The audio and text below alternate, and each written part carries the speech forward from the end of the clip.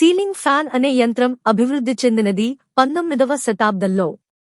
మొదటిసారిగా 1882లో అమెరికాకు చెందిన శాస్త్రవేత్త ఫిలిప్ డైల్ అనే వ్యూహకర్త సీలింగ్ ఫ్యాన్ను కనిపెట్టాడు. అతను ఒక సింగిల్ ఎలక్ట్రిక్ మోటార్ను ఉపయోగించి ఫ్యాన్ను పని చేయించే విధంగా తయారు చేశాడు. ఫిలిప్ డీల్ అసలు థామస్ ఎడిసన్ అభివృద్ధి చేసిన ఎలక్ట్రిక్ మోటార్ను తీసుకుని దానిని సీలింగ్ ఫ్యాన్లో ఉపయోగించి మోడిఫై చేశాడు. ఈ ఫ్యాన్ మోడల్స్ ప్రారంభంలో 2 బ్లేడ్లతో ఉండేవి. ఆ తరువాత నూతన ఆవిష్కరణలతో 4 లేదా 5 బ్లేడ్లతో రూపొందించబడ్డాయి.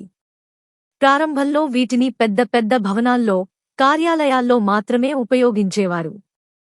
కాలక్రమేణా వీటి ధర తగ్గడంతో సామాన్య ప్రజల ఇళ్లలోనూ విస్తృతంగా ఉపయోగించబడుతున్నాయి.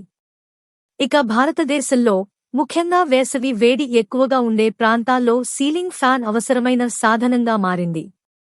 ఇలా సీలింగ్ ఫ్యాన్ ఒక సాంకేతిక ఆవిష్కరణగా ప్రారంభమై నేడు ప్రతి ఇంట్లో ఉండే సాధారణ గృహోపకరణంగా మారింది.